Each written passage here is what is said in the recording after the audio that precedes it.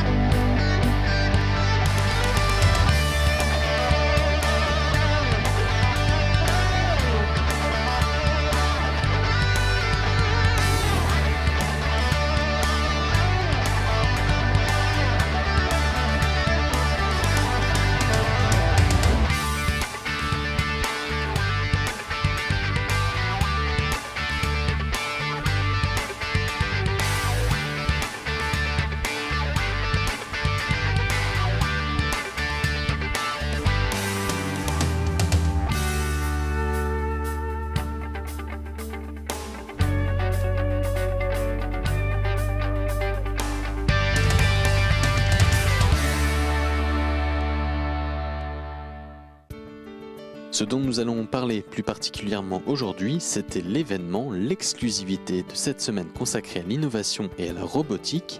Je vous parle bien sûr d'Asimo. Le robot humanoïde, certainement le plus développé au monde, est porté par la firme japonaise Honda, le robot le plus avancé mais aussi le seul à s'offrir un bain de foule à chaque sortie, comme ça a été le cas à Saint-Quentin. Mais alors comment en arrive-t-on à un modèle comme celui-ci et combien de personnes ou d'ingénieurs ont travaillé sur ce projet ? Aujourd'hui, c'est absolument impossible à dire parce que la recherche sur la robotique n'est pas une recherche isolée. Les chercheurs et les ingénieurs qui travaillent sur Asimo peuvent très bien travailler le lendemain sur la reconnaissance visuelle et vocale des voitures ou sur l'équilibre des motos. Donc c'est une fertilisation croisée permanente entre les différentes disciplines qui s'avère être également adaptée sur la robotique. Mais il est impossible de complètement isoler la recherche sur la robotique. C'est la passion des ingénieurs, des chercheurs et des scientifiques qui ont travaillé depuis maintenant beaucoup plus de 20 ans sur d'abord la marche intelligente et puis aux alentours des années 90, ils ont ajouté le torse au premier robot et puis en 2000, est arrivé la première génération d'Asimo. Cette première génération a été modifiée, améliorée pour arriver à la seconde génération et nous en sommes maintenant à la troisième génération. Donc ce n'est qu'une étape dans un long processus pour un jour être capable de mettre sur le marché une machine capable d'aider les êtres humains. Il y a beaucoup de sociétés qui s'intéressent à la robotique, à cette nouvelle forme de mobilité. Oui, je pense que Honda est quand même une des seules firmes à oser montrer sa technologie en public comme nous le faisons aujourd'hui à Saint-Quentin. Et les retours sur la performance d'Asimo sont très positifs, mais avant de voir tout ça, je vous propose de voir la performance de cet humanoïde lors de sa présence à Saint-Quentin. Comme vous le savez, la société Honda est active dans tous les domaines de la mobilité. Elle construit des voitures, des motos, des bateaux, des avions et même des robots. Mais on pourrait se demander quel est le point commun entre toutes ces machines. Elles représentent l'aboutissement des rêves, de la créativité, du travail d'ingénieurs, de chercheurs et de designers. Et sans eux, aucune de ces machines ne pourrait exister. Et sans leur inventivité, notre monde serait certainement bien différent de ce qu'il est aujourd'hui. Je vais donc avoir le plaisir de vous présenter l'état actuel des recherches de Honda en matière de robotique humanoïde. Je vous parlerai bien entendu d'Asimo. Mais avant de commencer, et avant de vous le présenter, je voudrais revenir quelques années en arrière et plus précisément en 1986. C'est à cette date que les ingénieurs de Honda s'attellent à la réalisation d'un rêve. Un rêve qui puisse nous offrir une nouvelle forme de mobilité. Le rêve de développer un robot humanoïde capable de nous aider dans notre vie de tous les jours et de rendre notre existence plus agréable. C'est le film de ce défi technologique que je vous propose de voir à l'instant sur les écrans.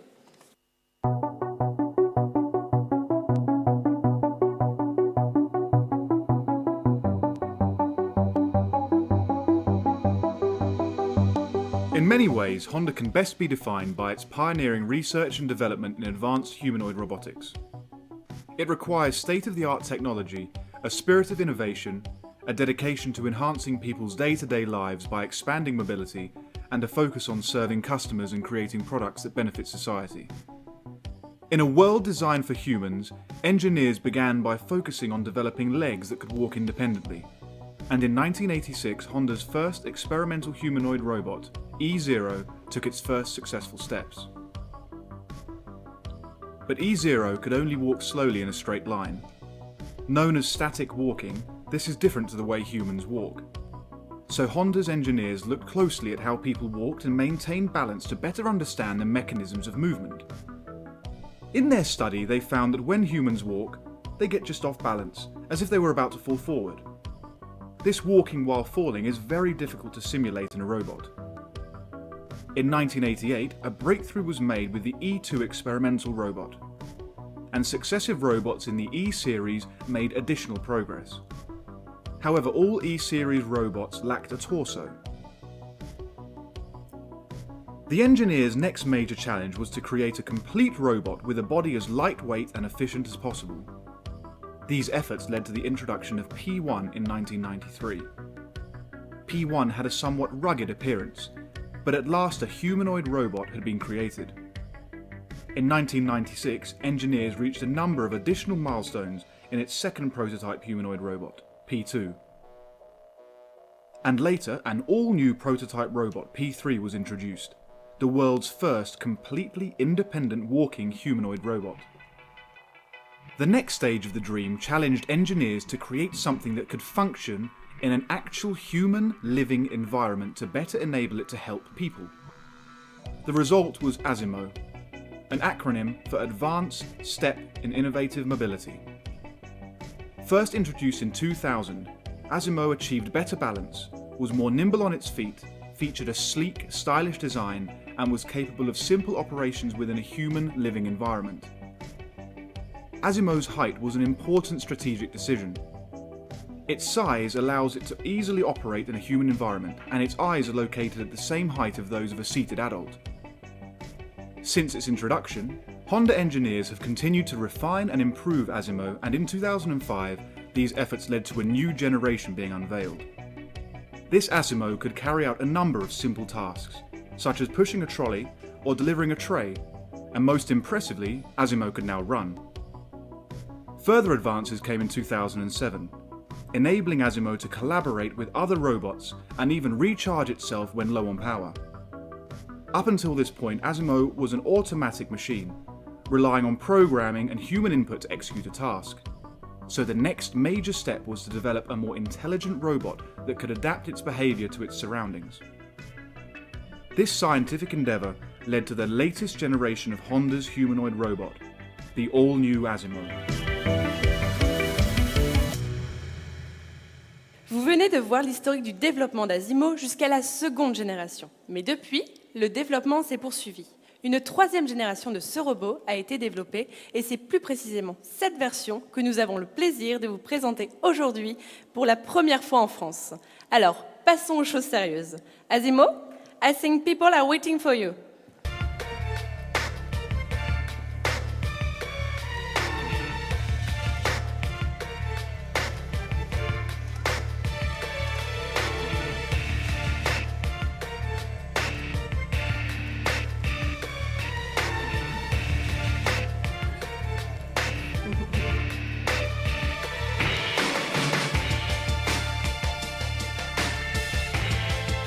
Mesdames et messieurs, j'ai le plaisir de vous présenter la toute dernière version d'Asimo. Hello Asimo and welcome. Hello everybody, it is great to be here. It is my first time in France and I'm happy to meet so many new people. Merci Asimo, le plaisir est partagé. Je crois que nous pouvons l'applaudir.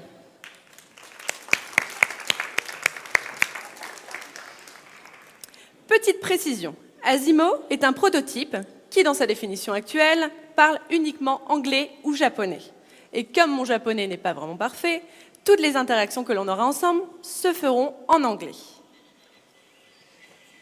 Avez-vous remarqué avec quelle souplesse et quelle fluidité Asimo se déplace? C'est grâce à une technologie développée par Honda qui s'appelle la marche intelligente qui permet à Asimo de prévoir son prochain mouvement en temps réel et de déplacer son centre de gravité par anticipation. Il peut ainsi modifier la vitesse et l'amplitude de ses pas en fonction des circonstances et donc s'adapter automatiquement à tout changement de ses conditions d'équilibre. Je vous propose de vous en faire la démonstration. Asimo, can you demonstrate the variable walk, please? Il commence par des pas normaux, accélère, raccourcit ses pas pour enfin les allonger en ralentissant. Imiter les caractéristiques de la marche humaine fut une des grandes avancées dans le domaine de la robotique humanoïde. Mais vous connaissez Honda. Les ingénieurs ont poussé cette technologie à ses limites et ont donné à Asimo la possibilité de courir. La course est bien différente de celle de la marche, car lorsqu'on court, les deux pieds quittent le sol. C'est ce qu'Asimo va vous montrer maintenant à la vitesse de 7 km/h. Asimo, are you ready to run? Ah, je crois qu'il n'a pas envie. Ah non, je vois qu'il s'échauffe. Tu as raison, Asimo, c'est plus prudent avant de faire du sport. Ok, whenever you're ready, you can run.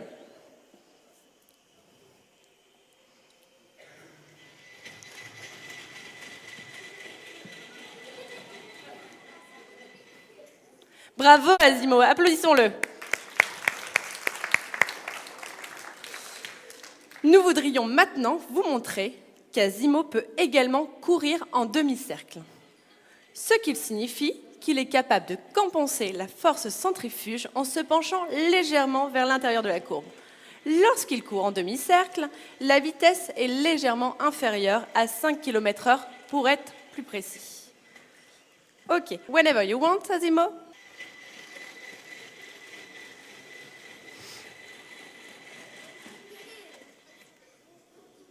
Well done, Asimo.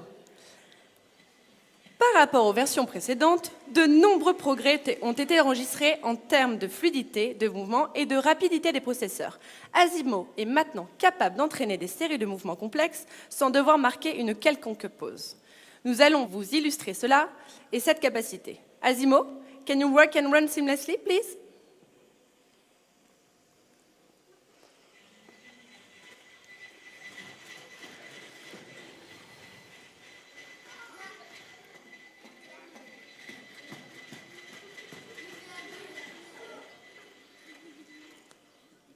Je crois qu'il a encore besoin d'applaudissements.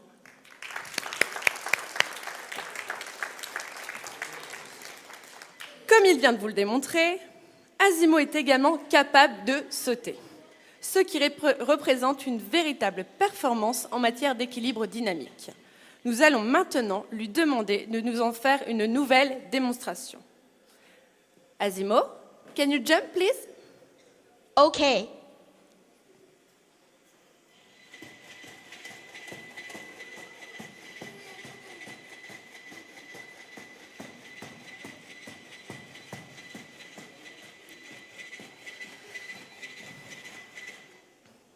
Merci Asimo. Comme vous venez de le voir, les ingénieurs ont poussé la technologie du maintien de l'équilibre à ses limites. Lorsqu'ils sautent, les deux pieds quittent le sol pendant précisément 0,2 de seconde. On pourrait se demander quelle est l'utilité de développer un robot qui court ou qui saute. La réponse est simple et tient en un seul mot, la sécurité. En s'obligeant à résoudre les problèmes d'équilibre lors des mouvements rapides, les ingénieurs ont augmenté les capacités de vitesse de calcul d'Asimo. Grâce à cela, Asimo est maintenant capable d'être plus agile et plus vif dans ses réactions et sera mieux amène à l'avenir de faire face à des situations inattendues. Imaginez par exemple qu'Asimo heurte un obstacle. Grâce à sa technologie, il pourra mieux maintenir son équilibre. C'est ce que nous allons voir de suite de manière ludique à l'aide de ce ballon. Je vais placer le ballon devant Asimo et je le décalerai légèrement sur le côté pour augmenter les difficultés. Je vais maintenant lui demander de shooter ce ballon. Grâce à ces capteurs infrarouges, vous verrez qu'Asimo va localiser le ballon et se positionner correctement en face. Et vous pourrez voir avec quelle puissance il va lancer le ballon. Asimo, I'm ready. Je crois qu'on peut l'applaudir et m'applaudir aussi.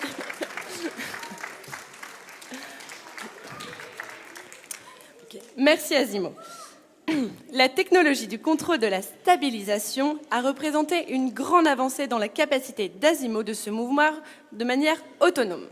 En termes d'autonomie, justement, une autre version d'Asimo est capable de mouvoir les 5 doigts de chaque main de manière indépendante, ce qui lui permet d'effectuer certaines tâches délicates. Nous allons regarder cela maintenant à l'écran. Dans ce cas-ci, le nombre de degrés de liberté passe de 2 à 13 pour chaque main, ce qui améliore grandement leur dextérité. Asimo est maintenant capable d'ouvrir une bouteille, comme vous allez le voir tout de suite à l'écran.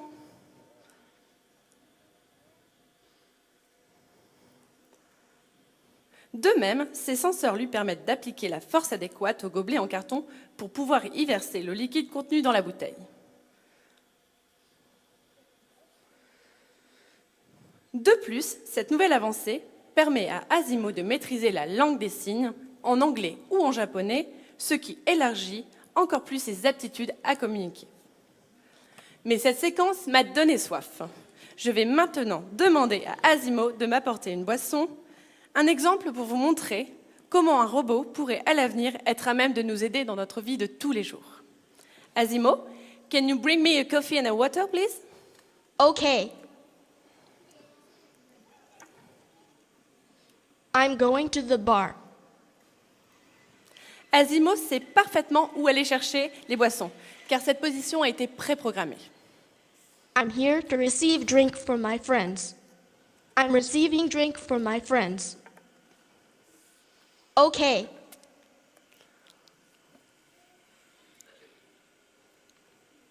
I got it.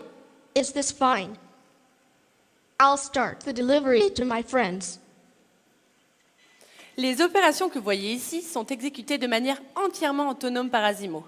Il a suffi de rentrer en mémoire le périmètre de cette scène ainsi que le positionnement de cette table.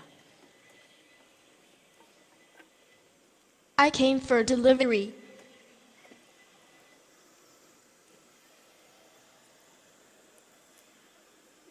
Merci Asimo. Vous avez remarqué avec quelle élégance Asimo a déposé ce plateau sur cette table? Cette position et cette précision du geste est possible grâce au senseur de force qu'il a dans les poignets, qui lui permettent de sentir que le plateau repose sur cette table. Et maintenant, Asimo, j'aimerais te féliciter pour ta brillante démonstration que tu as faite jusqu'ici. Applaudissons-le, vous avez raison.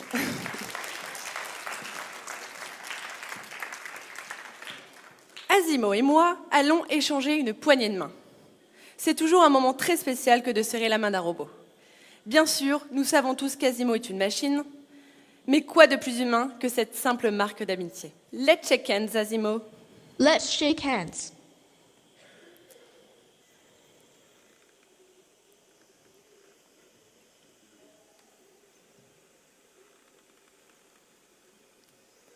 Vous avez vu avec quelle délicatesse Asimo a refermé ses doigts sur mon poignet, excusez-moi. Toujours un moment très émouvant pour moi. Maintenant, je vous demande de regarder et surtout de bien écouter. Vous allez voir. Whoops. Asimo est capable de réagir de manière complètement autonome quand je le tire Whoops. ou quand je le pousse. C'est grâce au senseur de force qu'il a dans les poignets qui lui permet de réagir de manière complètement autonome. Whoops. Voilà. Merci beaucoup, Asimo. Vous avez pu également regarder à l'écran et voir qu'il me suivait toujours du regard. Maintenant, on pourrait également se poser la question de savoir pourquoi Honda investit autant de temps et autant d'argent pour développer Asimo. Bien sûr, l'objectif ultime est de développer une machine capable d'aider les êtres humains dans leur vie de tous les jours. Mais Asimo est également une fantastique plateforme de recherche. Les avancées technologiques issues de la recherche en robotique humanoïde bénéficient à de nombreux autres projets. Prenons 3 exemples. La technologie du maintien de l'équilibre a notamment servi de base au développement de l'Unicube, un outil de mobilité individuelle qui permet à son passager de se mouvoir dans toutes les directions tout en gardant les mains libres, simplement en penchant le corps dans la direction souhaitée. Ce prototype est étudié pour être utilisé par des personnes devant se déplacer sur des grandes distances, par exemple des aéroports, des hôpitaux ou même des musées. L'observation et les recherches sur la marche humaine ont donné naissance à une série de dispositifs d'assistance à la marche, actuellement testés dans des centres de revalidation. L'appareil est capable de déterminer le degré d'assistance requise et donc la force à appliquer. Cette autre version est basée sur le même principe, mais supporte ici le poids du corps, pour des personnes ayant des activités physiques pénibles, comme celle de porter de lourdes charges. Après le tremblement de terre au Japon en 2011, Honda a développé ce bras robotisé permettant d'observer des endroits inaccessibles ou dangereux pour les êtres humains. Diverses technologies robotiques ont été appliquées à cet engin qui est actuellement en fonction dans la centrale nucléaire de Fukushima.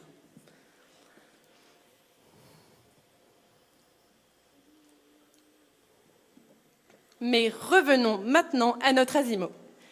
Vous l'avez vu faire un grand nombre de démonstrations et de mouvements depuis le début. En robotique, un nombre de mouvements se nomme un degré de liberté. Chaque degré de liberté est commandé par un moteur électrique.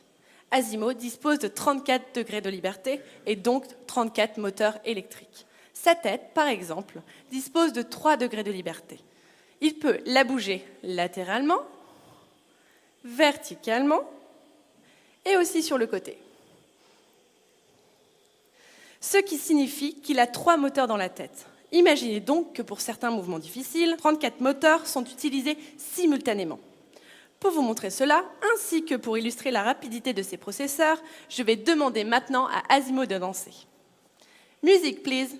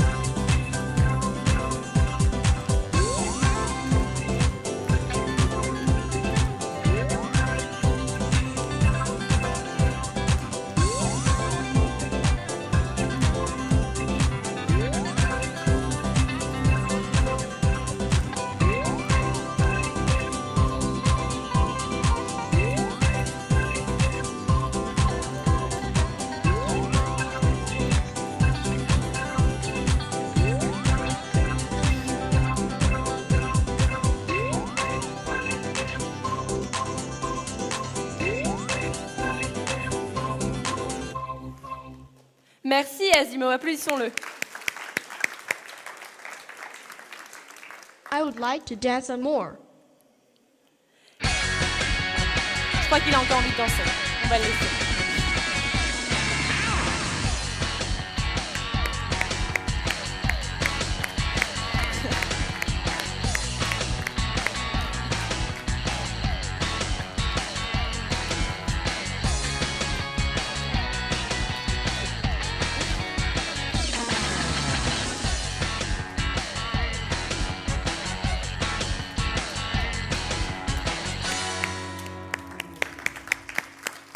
Merci Asimo. Comme je vous le disais tout à l'heure, il est facile d'oublier qu'Asimo est un robot et que, bien sûr, ce n'est pas une personne. Ce que vous voyez n'est pas de la science-fiction ou un film en images de synthèse. Ce que vous voyez est une vraie machine développée à la passion des scientifiques, des ingénieurs et des chercheurs qui ont pu donner vie à leurs rêves. Je vois qu'il y a pas mal de jeunes et parmi vous, et je voudrais en conclusion vous dire un petit mot. Tous les chercheurs ont commencé comme vous sur les bancs de l'école. Et peut-être que cette présentation vous aura donné envie un jour de vous lancer dans des études scientifiques. En tout cas, nous l'espérons. Il est donc tout à fait possible qu'un jour, je conduise la voiture que vous aurez imaginée ou que je serre la main d'un robot que vous aurez créé. Mesdames et messieurs, notre démonstration touche à sa fin et nous espérons que vous l'avez appréciée. Au revoir et merci Asimo de nous avoir montré ce dont tu es capable. Asimo, goodbye and thank you. It was a pleasure being invited here. Goodbye, everybody. Hope to see you soon.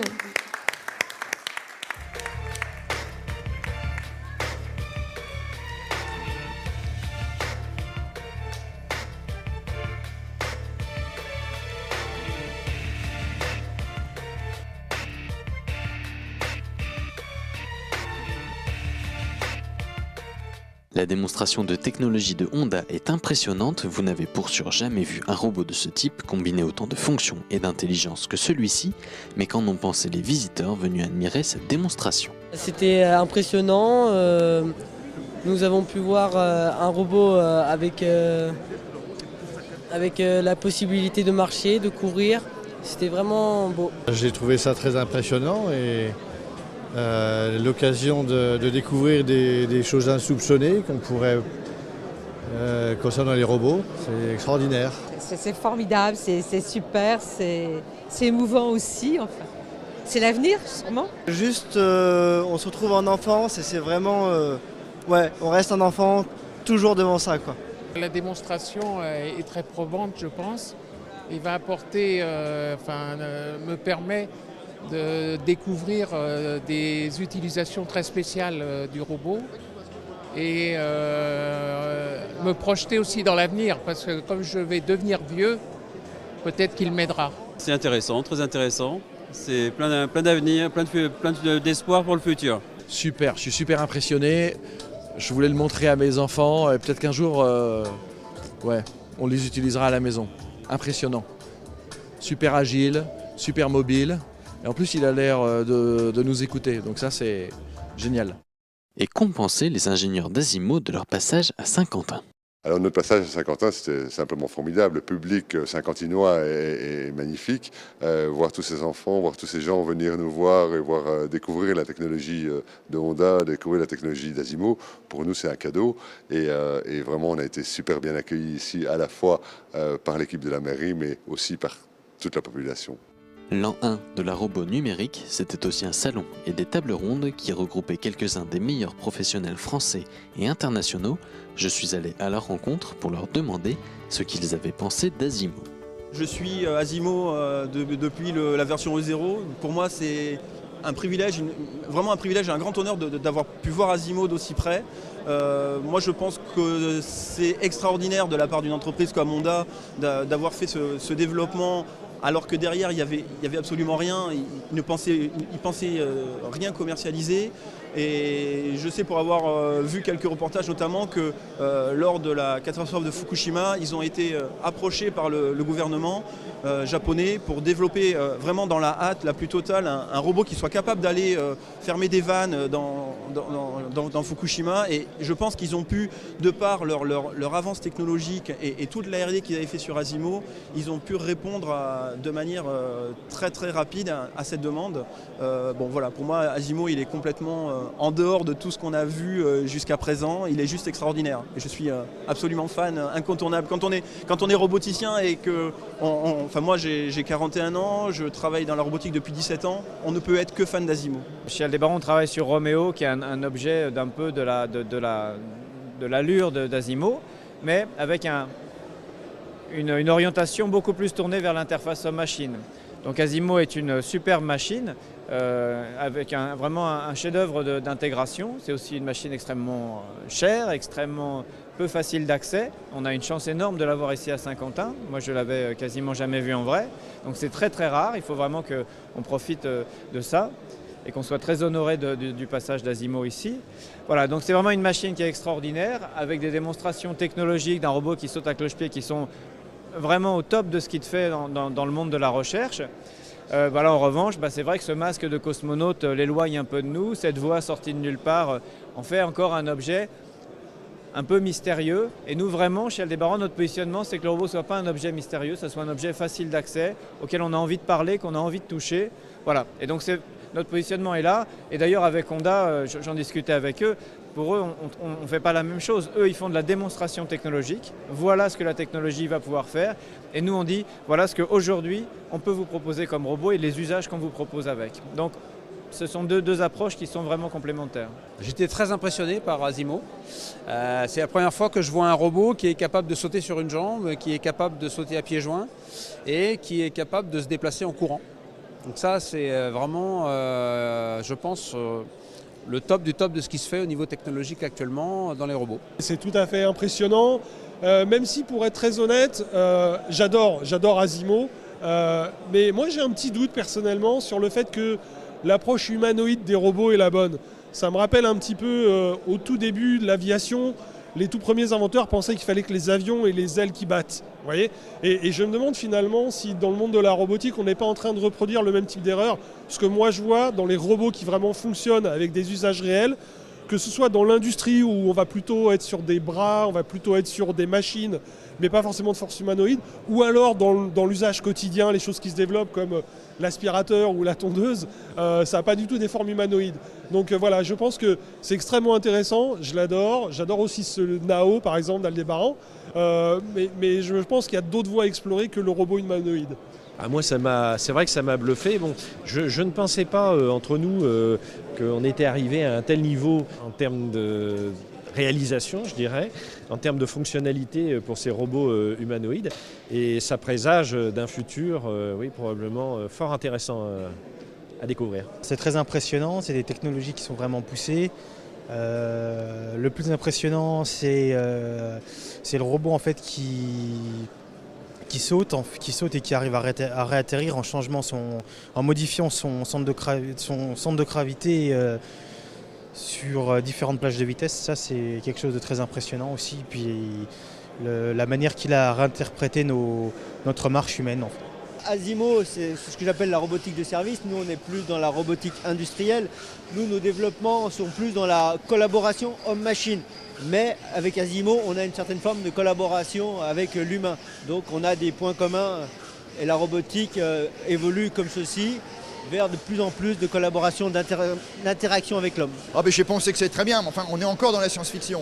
Avant qu'il y ait un Asimo qui vienne nous servir à boire chez nous, il va encore se passer pas mal de temps. Alors c'est très bien parce que c'est de la recherche, mais il ne faut pas imaginer que demain tous les robots seront comme ça. Vous savez, les robots industriels que nous n'avons pas encore sur Saint-Quentin, les premiers qui sont arrivés, c'était dans les années 60. Donc vous voyez, il y a déjà 50 ans et on n'en a pas encore. Donc Asimo, il va falloir attendre pas mal. Un robot comme Asimo, on voit mal aujourd'hui le lancer du premier étage ou le faire passer sous l'eau, ou bien on sent bien qu'en le poussant, même si il a fait beaucoup de progrès ces dernières années, mais c'est assez facile, je dirais, de s'en débarrasser ou de le neutraliser. Donc pour notre monde ou les segments un peu particuliers qu'on adresse, on a besoin aujourd'hui de robustesse, de fiabilité, de machines qui vont même être capables de se défendre. Sur une machine de surveillance, la machine, si elle sent qu'elle est bousculée, elle va pouvoir générer des gaz lacrymogènes par exemple. Et donc aujourd'hui, on va en rester nous à la roue et à la chenille, donc avant de passer au robot bipède, exclusivement donc, pour ces raisons de robustesse, parce qu'on vend des solutions, encore une fois, qui doivent être fiables sur le terrain, et que ça viendra probablement pour les humanoïdes, mais encore dans quelques temps sans doute. Mais je pense que c'est révolutionnaire et que ça doit...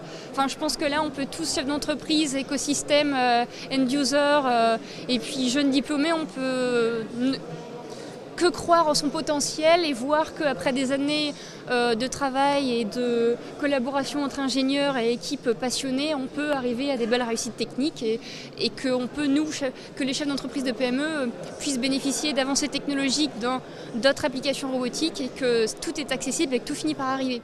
Tout est accessible, tout finit par arriver, un message peut-être à passer aux plus jeunes, les enfants, mais justement, qu'ont-ils pensé de ce robot ? Je trouvais qu'il était assez bien réussi au terme d'esthétique. Il était trop bien. Il était très impressionnant surtout. Il pouvait bouger, se déplacer tout en pensant et nous parlant. C'est vraiment très impressionnant quand même. Et ça montre les prouesses technologiques au jour d'aujourd'hui. En fait, il nous a fait voir qu'est-ce qu'il était capable. Il sait danser, il sait sauter, il sait courir. Il sait aussi serrer la main. Ce que j'aimerais dire aux jeunes Saint-Quentinois, certainement aux enfants, aux ceux qui sont encore à l'école, c'est de dire allez au bout de vos rêves, certainement dans tout ce qui est technique, dans tout ce qui est ingénierie. Intéressez-vous aux techniques, intéressez-vous aux sciences, ce sont des métiers d'avenir et peut-être qu'un jour, grâce à eux, je pourrai serrer la main de leur robot. Mais quand on parle d'avenir, les gens voient-ils les robots intégrer notre société ? C'est sûr même. Je pense que c'est forcément sûr. Plus ils vont se perfectionner, plus ils vont prendre une place importante. Donc forcément, c'est notre avenir. Je pense que c'est une grande utilité et on en aura de toute façon usage dans les 10 prochaines années. Je pense que comme le but de Honda, ça pourrait vachement aider les personnes, par exemple la mobilité réduite ou tout simplement les petits trucs du quotidien. Moi je me disais en voyant la démonstration, peut-être dans 5 ans il ferait votre métier, il ferait le mien, vous voyez, c'est ça que je me disais, ça va très très très vite. C'est impressionnant de voir comme ça va vite, tout va très très très vite. Donc dans 5 ans on verra un petit peu ce que les petits frères d'Asimo feront. Je pense plutôt qu'il faut rester un peu normal. Bon, les robots ça peut aider, mais je pense qu'il faut rester un peu normal, au niveau où on est aujourd'hui. Ça va évoluer de plus en plus et ce sera encore mieux. Ils vont servir à aider les gens. Pour le grand public, vous l'avez vu, le robot sera surtout un robot de service, mais il existe aussi des robots industriels, les plus développés et utilisés dans le monde aujourd'hui. Stobli en est un fabricant français. En termes de robotique de service, Aldébaran, une entreprise française a sorti Nao, que l'on voit beaucoup, mais aussi Roméo, toujours en cours de développement et qui a l'apparence d'un humain. Dans cette petite famille, il y a aussi Pepper, un robot d'accueil développé pour le Japon et qui sera commercialisé dans les prochains mois. Honda, de son côté, réalise une véritable démonstration de technologie avec cette version d'Asimo, mais alors en quoi la firme japonaise peut-elle encore améliorer son projet ? Nous en sommes à la 3e version d'Asimo.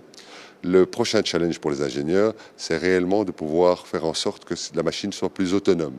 C'est-à-dire la capacité pour une machine comme Asimo d'apprendre de ses propres expériences, d'apprendre par elle-même, sans devoir encore passer par le stade de la programmation. Donc ça, c'est le prochain grand défi des ingénieurs, cette capacité d'auto-apprentissage des robots. En termes d'intelligence artificielle, je pense qu'on peut prendre un terme anglais qui était peut-être un peu plus correct, qui était le brain-like intelligence, donc une intelligence basée sur l'intelligence humaine. Pourquoi ? Parce que actuellement, les ingénieurs et les chercheurs, les scientifiques s'attachent à la compréhension du cerveau humain et certainement à la compréhension des processus cognitifs des enfants, pour savoir, pour comprendre comment les enfants apprennent et pouvoir répliquer cette technologie ou cette capacité dans la robotique à l'avenir, afin de justement pouvoir dépasser ce stade de la programmation pour que les robots puissent être capables d'apprendre par eux-mêmes. Et donc, ça passe par l'étude du cerveau humain, d'abord et avant tout. Après le physique, c'est donc dans la tête que la ressemblance homme-robot devrait s'accentuer. En tout cas, Honda a prouvé aux Saint-Quentinois que l'avancée technologique permettra bientôt d'avoir des robots chez soi. Après l'aspirateur ou la tondeuse, pourquoi pas bientôt un petit Asimo pour nous aider au quotidien.